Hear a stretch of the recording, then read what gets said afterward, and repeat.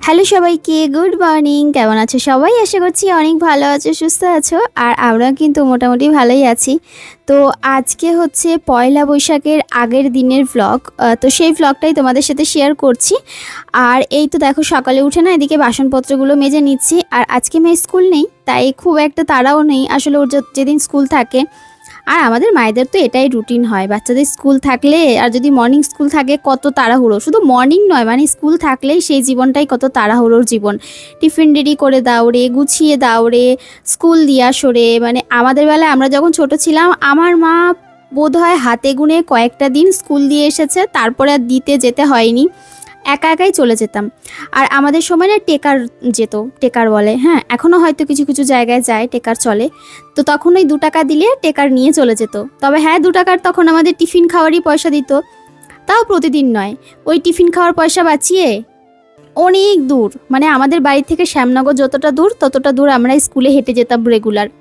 যারা জনাইতে থাকো তারা জানো, জনাই যে ছোট যে স্কুলটা 5 পর্যন্ত, সেই স্কুলটা কতটা দূর। মানে পঞ্চবটি স্কুলটা, পঞ্চবটি মন্দিরের ওখানে। তো ওখানে তো পরপরই আর কি প্রত্যেকটা স্কুল। সবার প্রথমে ওই ছোট স্কুলটা, তারপরে হচ্ছে বয়েজ। তো ওটা আবার কোয়েট হয়ে গেছে তোমার 11-12-এ।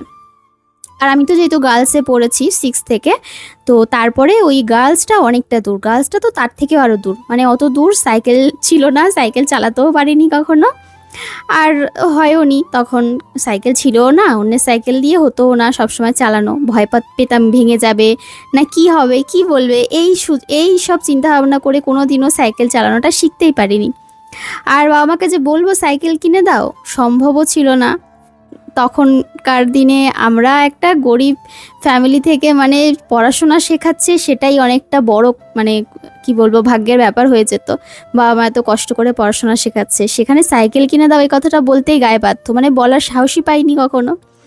যাই হোক, সাইকেল চালানোটা ওই জন্য শেখা হয়নি। তো অনেক দূর স্কুল হেঁটে যেতাম আর আসতাম।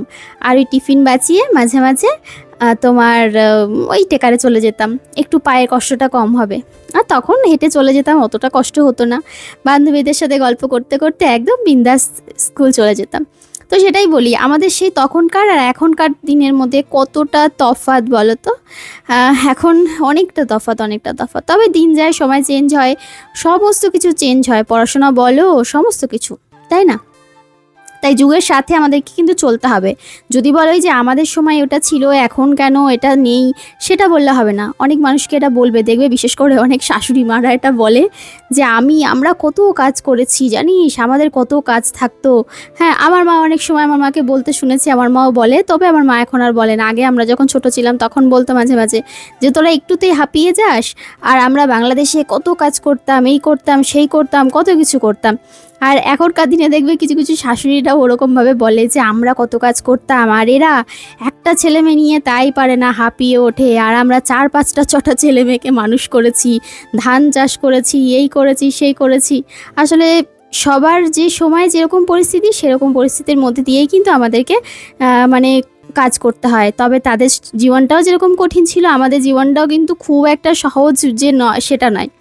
তো এদিকে দেখো, আমার ছোট্ট মাম্মাম এসেছে। ওর কিন্তু শরীরটা এখনও ঠিক হয়নি, 2-3 দিন ধরে মোটামুটি জ্বর। তো ডাক্তারও দেখানো হচ্ছে, কিন্তু জ্বর আসছে আবার জ্বর পড়ছে, মানে এরকম হচ্ছে। তো ওর সাথে একটু মজা করছিলাম আমরা, যাতে মন টনগুলো একটু ভালো থাকে। তো এখন জ্বরটা আজকে একটু কম আছে। তোকে বললাম কি খাবে, কিছুতে খেতে চাইছে না, আসলে খাওয়াটা না বন্ধ করে দিয়েছে, মানে কিছুতেই মুখে দানা কাটতে চাইছে না। আর যখন জ্বর আসছে তখন তো সেই পরিমাণে জ্বর, বাড়ি শুদ্ধ সবাই টেনশনে পাগল হয়ে যাচ্ছি। তো আমাদের বাড়িতে এখন এসেছে, দিদির খাতা পেন যা যা পাচ্ছে সেই নিয়ে খানিকটা আঁকিবুকি করবে। তারপরে আমি আবার বারবার ওকে জিজ্ঞাসা করি, মাম্মা এটা খাবে ওটা খাবে, যদি দুটো খায়, যদি দুটো মানে বলে যে দে, তাহলে তো কপাল খুলে গেল। তো জ্বর আসলে না, প্রচণ্ড জ্বর আসলে ওকে ওই ডাক্তারবাবু স্নান করিয়ে দিতে বলেছে, আর এসি টেসি থাকলে তার মধ্যে বসিয়ে, যাতে জ্বরটা আর কি গরমটা মাথার মধ্যে না ওঠে, তো সেইভাবেই হালকা করে এসি চালানো হয়েছে। আর এখন জ্বরটা আছে, তবে অতটাও নেই, হালকা, মানে গাটা অনেকটাই গরম আছে। তো যাই হোক, এদিকেও খেলা করছে, তো আমি এদিকে আমার সংসারে কর্মগুলো করছি। আমি যে ভিডিও শুরুতে কথাগুলো বললাম, তোমাদের জীবনে কার কার সাথে এই গল্পগুলো মিলে গেল আমাকে একটু জানিও তো।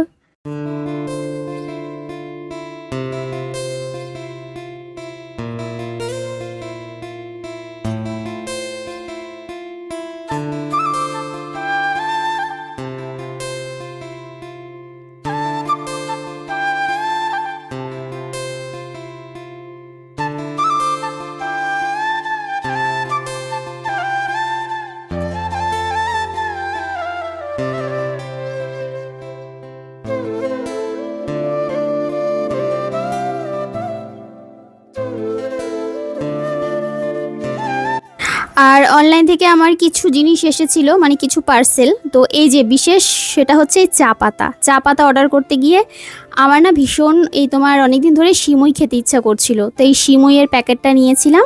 আর তার সাথে এই যে ঘুগনি টুগনি করার জন্য এইটা নিয়েছিলাম, তোমার ঘুগনি আর কি বলে, ছোলার, দূর বাবা, কাবলি চানা। তো আর এই যে নিয়েছিলাম এই যে মিল্কিস্ট, এটার নাম আমি প্রচুর অ্যাড দেখছি এখন ইউটিউবে। তো ভাবলাম একটু খেয়েই দেখি এটা এমন কি আছে। তো খেয়ে দেখলাম যে ভালোই, মেয়েকে দিলাম, ওরও পছন্দ হয়েছে। তারপরে ছোটো পুচকুটার হাতে একটা ধরিয়ে দিয়েছিলাম, ও তো এত বায়না করলো আমার কাছে, বিস্কুটটা এত ভক্তি ভরে নিল যেন খাবে। প্রথমে বললো দে, আমি বললাম খাবি, আমাকে বলছে দে। দিয়ে তারপরে মাঝখানে যে ক্রিমটা থাকে, ক্রিমটা একটুখানি সামান্য চেটে খেয়ে বিস্কুটটা 2 কামড় দিল, দিয়ে আমাকে বলছে বাটি দে, বাটি দিলাম। তারপরে বলছে থালা দে, প্লেট দিলাম। তারপরে বলছে মাম্মা আমাকে চামচ দে, সেটাও দিলাম। ওমা, তারপরে দেখি কুটি কুটি করে একদম গুঁড়ি করে বিস্কুটটা আমার হাতে ধরিয়ে দিল। আমি বললাম কেন খেলি না? বলছে তুই খা। মানে চিন্তা করো কি অবস্থা।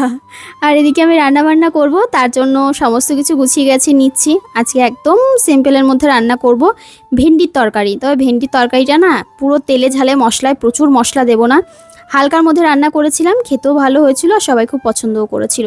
মাঝে মাঝে না দেখবে একটু মশলাপাতি দিয়ে খেতে ভালো লাগে নিরামিষ তরকারি, আবার মাঝে মাঝে একটু হালকা পাতলা ঝোল খেতে ভালো লাগে। তো সেটাই আর কি করছিলাম।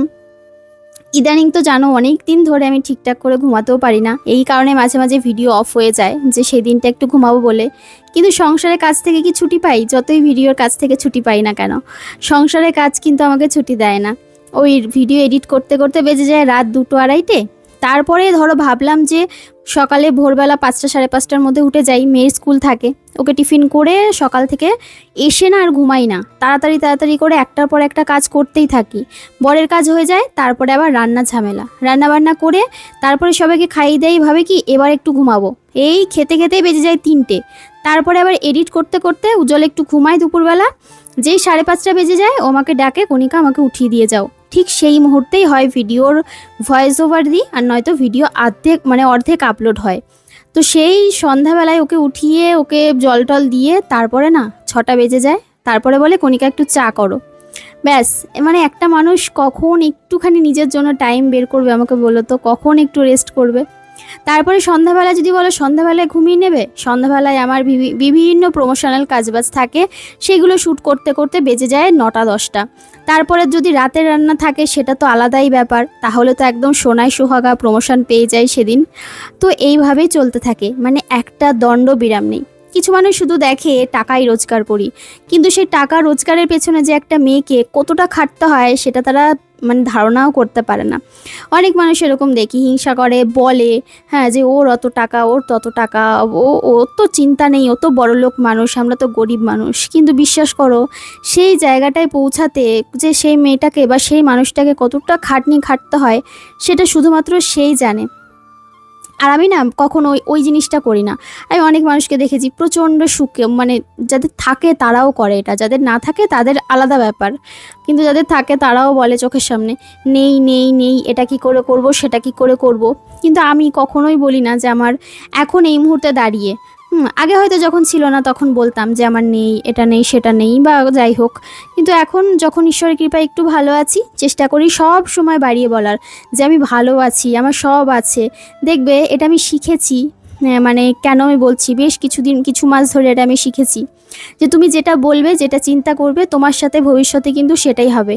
তাই নেই বা আমি খারাপ আছি, আমার কাছে টাকা পয়সা নেই, এই কথাগুলো কখনোই বলবে না। আমি তো উজ্জ্বলকে সবসময় বলি আমি বড়লোক, আমার সমস্ত কিছু আছে, আমি ভালো আছি, এইগুলো বলি। উজ্জ্বল বলে কেন এরকম বলো? আমি এইগুলো বলি যাতে আমার সত্যি সত্যি আমি এইভাবেই থাকি, ভালো থাকি, তোমাদের ভালো রাখতে পারি।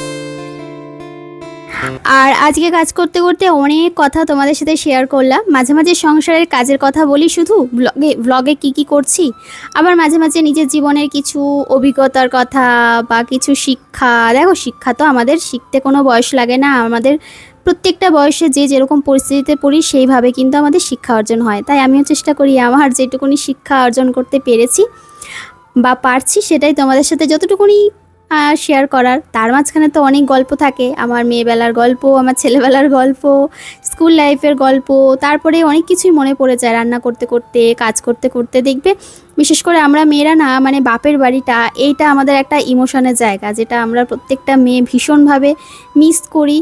বা হয়তো অনেকে চিৎকার করে বলতে চায় যে এই বিয়ে নামক জিনিসটা কেন আবিষ্কার হলো, একটা মেয়ে যে বাবার বাড়ি ছেড়ে থাকে সেটা একটা মেয়েই বোঝে। মানে কত রকমের কোশ্চেন আমাদের মনে থাকে বলো, তাও আমরা চুপ করে সমস্তটা সহ্য করে একের পর এক সমস্ত কিছু করে যাই। আর এখন সন্ধ্যাবেলা সন্ধ্যা দিলাম, তাই ভাবলাম তোমাদেরকে একটু দেখাই। বাইরে দেখো সন্ধ্যা হয়েছে, মানে সূর্য ডুবেও গেছে। আর এই লাইটটা জ্বালিয়ে দিয়েছি, তার সাথে কিন্তু আমার সন্ধ্যাবেলায় যে সন্ধ্যা প্রদীপ দেখানো সেটাও দেখিয়ে দিয়েছি।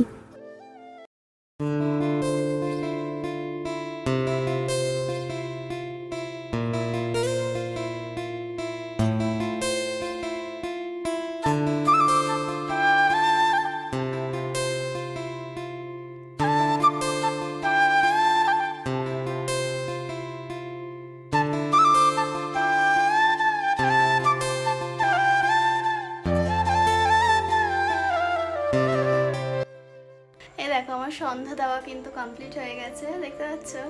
সন্ধ্যাবেলায় না এই লাইটটা জ্বালিয়ে তারপরে ঘরে যদি একটু ধুনো দেওয়া যায়, মানে এত ভালো লাগে চারিদিকটা। তবে আমার আর বসার জো নেই, আমার অনেক কাজকর্ম রয়েছে। উজ্জ্বল বলেছিল একটু ঘুগনি খাবে, ওই জন্য তো মটর কিনেছিলাম, কালকে তোমাদেরকে দেখিয়েছিলাম। তো মটর ভিজিয়ে রেখেছিলাম দুপুরবেলা, ওই মটরটা দিয়ে একটু হালকা করে ঘুগনি করব, একদম তেল মশলা ছাড়া, যতটা হালকা করা যায়, মানে আর কি টেস্ট বজায় রেখে ততটা হালকা করে করব। আর মা রাতে রুটিটা শুধু করে নেবে, কারণ রুটি আমি করতাম, রুটি করার আমার সময় হবে না, কারণ আমার ভিডিও শ্যুট রয়েছে, ভিডিওর কাজ রয়েছে। একদিন আমি পারবো না, প্রচুর কাজ রয়েছে। তো আমি 2 দিন ভাগ করে নেব। আজকে হাফটা করব, তাও প্রায় 2-3 ঘন্টা লাগবে। কালকে হাফটা করব। তার আগে এখন একটু চা খাবো সন্ধ্যাবেলা, চা খেয়ে এনার্জি পুরো একদম এনার্জির ট্যাঙ্কি ফুল করে তারপরে যাব কাজ করতে, বুঝেছ। মেয়ের প্রেশার কুকারে এখানে সেদ্ধ হতে বসিয়ে দিয়েছি ডালটা, আর এখানে চা করে নিলাম আমার আর বরের জন্য। মায়ের চাটা রেখে দিয়েছি কারণ মা বাড়িতে নেই, মানে এখনো আসেনি। ঠিক আছে, রাতে তো আমি ঘুগনি করেছিলাম আর মা করলো। দাঁড়াও একটু হাওয়া দিচ্ছে, পর্দাটা সরিয়ে দিই। এসির মধ্যে না, মানে আমি বাধ্যতামূলক যদি খুব গরম পড়ে সেই লেভেলের তবেই যাই, নয়তো আমি যাই না। আমার যদি একবার ঠান্ডা লেগে গেছে, আমার সেই ভুগে মরতে হবে। না কাজ বাজ করতে পারবো, না এদিকে নিজেকে সামলাতে পারবো, তখন হবে মরণ। মেয়ে নিচে গেছে, ওর এসির মধ্যে পট করে ওকে শোয়ালেও সমস্যা হবে। আর কালকে যেহেতু স্কুল নেই, আর আমি এখন এডিট করব বসে বসে, তো ওর পড়া আছে। আমি লাইট অফ করে তারপরে এডিট করব আজকে। মাথাটা খুব যন্ত্রণা, মানে কেমন একটা হচ্ছে মাথার মধ্যে, যন্ত্রণা ঠিকই নয়, দপদপ করছে। ওই রিং লাইটের দিকে তাকে ভিডিও করেছি।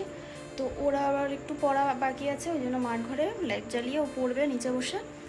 আর তারপরে আমি এখানে বসে এডিট করব। যদি গরম লাগে চলে যাব ওই ঘরে, আর নয়তো এই ঘরেই থাকবো। তো এই হচ্ছে ব্যাপার। চলো লাইট অফ করি, আজকে ভিডিওটা শেষ করলাম এখানেই। সবাই ভালো থেকো, সুস্থ থেকো, দেখা হচ্ছে আবার কালকেই নতুন ব্লগ নিয়ে। Tata bye, good night, tata.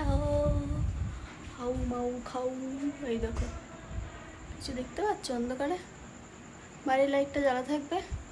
এখানটায় এই আলতো আলো আসে, এটা দিয়েই আমার কাজ হয়ে যায়।